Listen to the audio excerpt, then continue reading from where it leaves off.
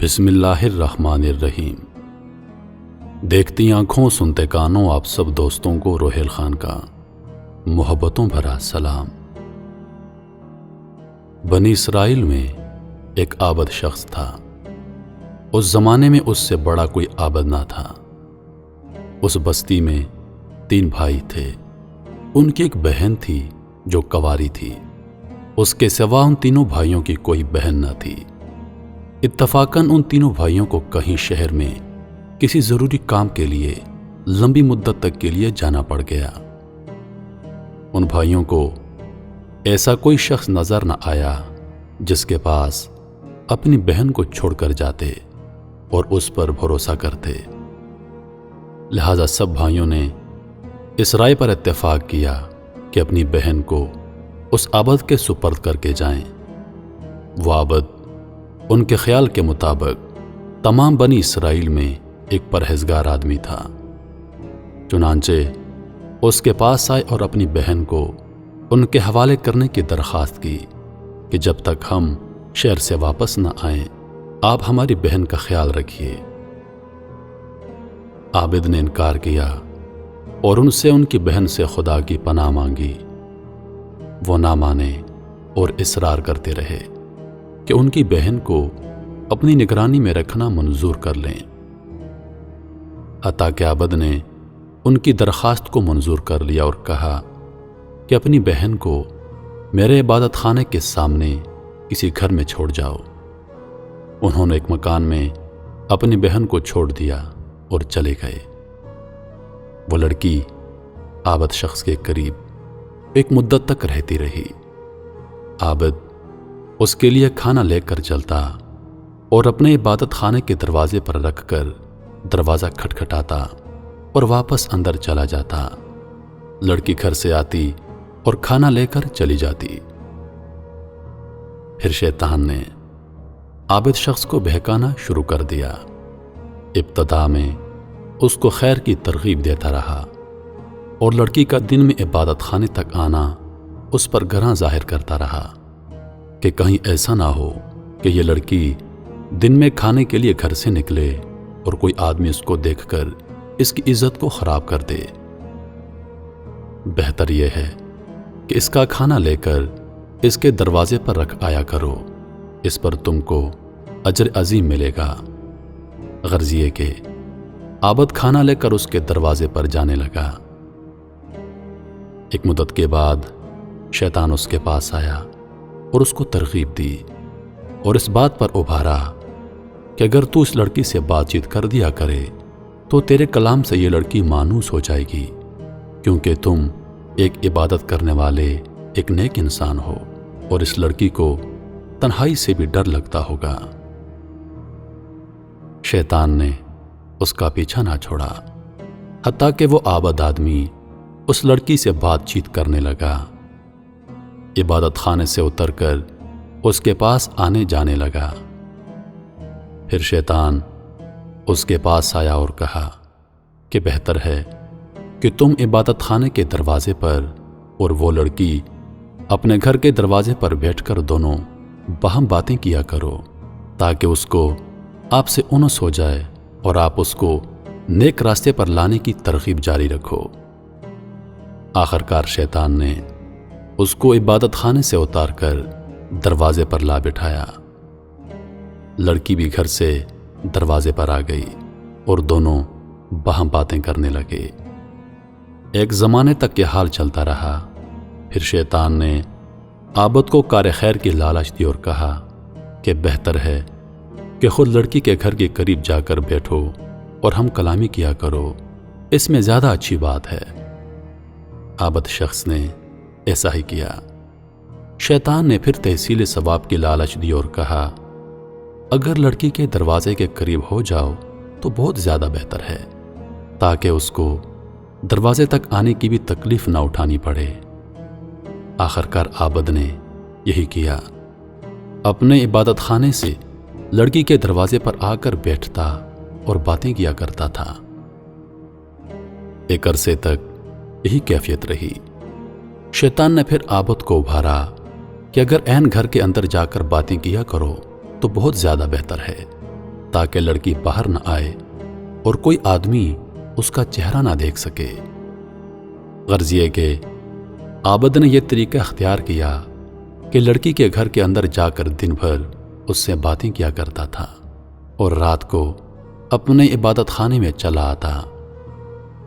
اس کے بعد شیطان اس کے پاس آیا اور لڑکی کی خوبصورتی اس پر ظاہر کرتا رہا، یہاں تک کہ عابد نے لڑکی کے زانوں پر ہاتھ مارا اور اس کے رخسار کا بوسہ لیا۔ پھر روز بروز شیطان لڑکی کو اس کی نظروں میں آرائش دیتا رہا اور اس کے دل میں غلبہ کرتا رہا، حتیٰ کہ وہ اس سے ملوث ہو گیا۔ لڑکی نے حاملہ ہو کر ایک لڑکا جنا۔ پھر شیطان عابد کے پاس آیا اور کہنے لگا، اب بتاؤ، اگر اس لڑکی کے بھائی آ گئے اور اس کا بچہ دیکھا تو تم کیا کرو گے؟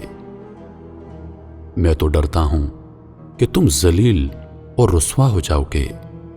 شہر میں تمہاری کتنی عزت ہے، لوگ تمہارے بارے میں کیا خیال کریں گے؟ تم کو سنسار کر دیں گے۔ تم ایسا کرو کہ اس بچے کو قتل کر کے زمین میں گاڑ دو۔ یہ لڑکی ضرور اس معاملے کو اپنے بھائیوں سے چھپا دے گی، اس خوف سے کہ کہیں وہ جان نہ لیں کہ تم نے اس کے ساتھ کیا حرکت کی۔ عابد شخص نے ایسا ہی کیا، چھوٹے بچے کو قتل کر کے زمین میں گاڑ دیا۔ پھر شیطان نے اسے کہا، کیا تم یقین کرتے ہو کہ یہ لڑکی تمہاری ناشائستہ حرکت کو اپنے بھائیوں سے پوشیدہ رکھے گی؟ ہرگز نہیں، تم اس لڑکی کو قتل کر کے اس کو بھی زمین میں گاڑ دو تاکہ معاملہ صاف ہو جائے۔ اس کے بعد عابد شخص نے لڑکی کو قتل کیا اور بچے سمیت زمین میں گاڑ دیا۔ ایک مدت گزرنے کے بعد لڑکے کے بھائی شہر سے واپس آئے اور عابد کے پاس جا کر اپنی بہن کا حال پوچھا۔ عابد نے ان کو اس کے مرنے کی خبر دی۔ افسوس ظاہر کر کے رونے لگا اور کہا، وہ بڑی نیک بیوی تھی، دیکھو یہ اس کی قبر ہے۔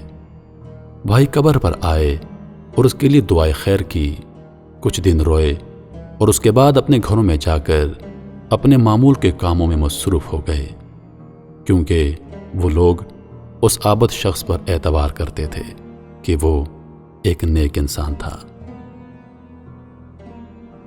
ایک دن تینوں بھائی سو رہے تھے، شیطان ان کو خواب میں ایک مسافر آدمی کی صورت میں بن کر آیا۔ پہلے بڑے بھائی کے پاس گیا اور اس کی بہن کا حال پوچھا۔ اس نے عابد کا اس کے مرنے کی خبر دینا اور اس پر افسوس کرنا اور مقام قبر دکھانا بیان کیا۔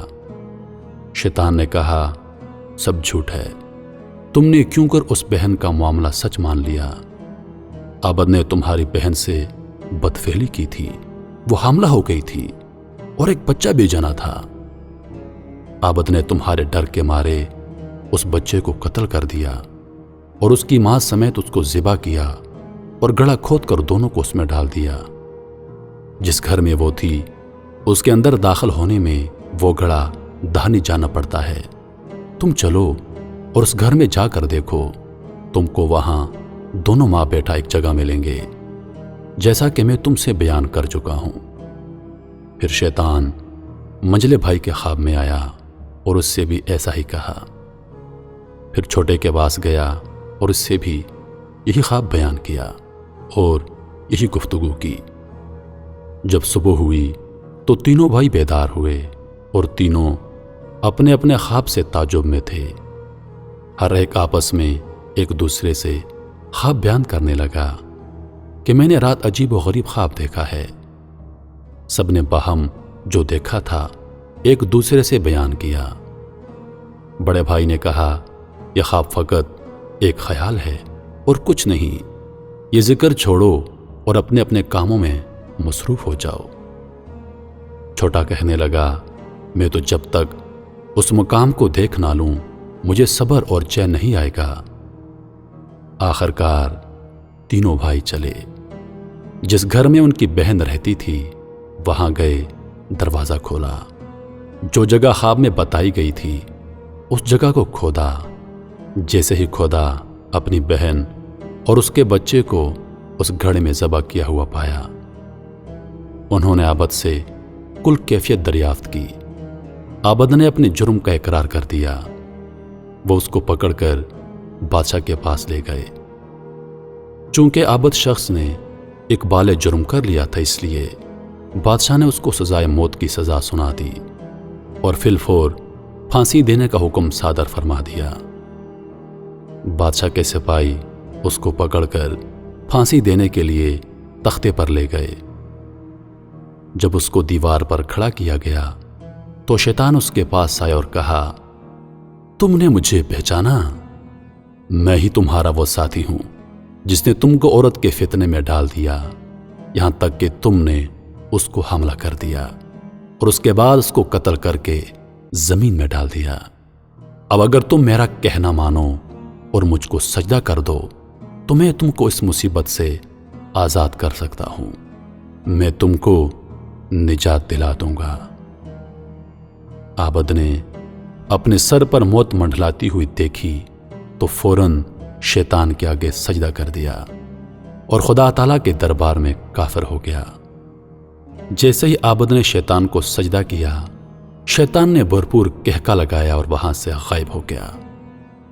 शैतान उसको उसके साथियों के कब्जे में छोड़कर चला गया। उन्होंने तख्तादार खींचा और आबद शख्स अपने अंजाम को पहुंचा। वो आदमी जो सारी उम्र अल्लाह ताला की इबादत करता रहा, सजदे करता रहा, पूरी जिंदगी कोई गुनाह नहीं किया था, वो आदमी शैतान के बहकावे में आकर उसका इख्तिताम कुफर पर हो गया। मेरे मोहतरम अजीज दोस्तों, कहते हैं कि शैतान का सबसे खतरनाक वार मौत के वक्त होता है। हमें अल्लाह ताला से हमेशा ये दुआ करनी चाहिए कि हमारा इख्तिताम कलमे पर हो और मरते वक्त अल्लाह ताला हमको कलमा नसीब करे। मेरे अजीज दोस्तों, अंदाज़ा कीजिए कि शैतान हमारा किस कदर संगीन दुश्मन है और उसके वार किस कदर खतरनाक हैं। हमें चाहिए कि इस वाक़ये से सबक हासिल करें और शैतान के हथकंडों से अपने आप को बचाएं। अल्लाह ताला हमारी हिफाजत फरमाए। आमीन या रब्बुल आलमीन। वीडियो पसंद आ जाए तो लाइक और शेयर ज़रूर कर दीजिएगा और आने वाली नई वीडियोस के लिए हमारे चैनल को सब्सक्राइब कर दें और साथ में मौजूद घंटी के बटन को ज़रूर दबाएं ताकि हमारी हर नई आने वाली वीडियो सबसे पहले आप तक पहुंचे। मुझे दीजिए इजाज़त। सांसों ने वफा की तो अगली बार एक और वीडियो लेकर आपकी खिदमत में हाजिर होऊंगा। तब तक के लिए खुदा हाफिज़। अल्लाह पाक आप सबका हाफिज़ों निगहबान। हंसते रहिए और हमेशा मुस्कुराते रहिए।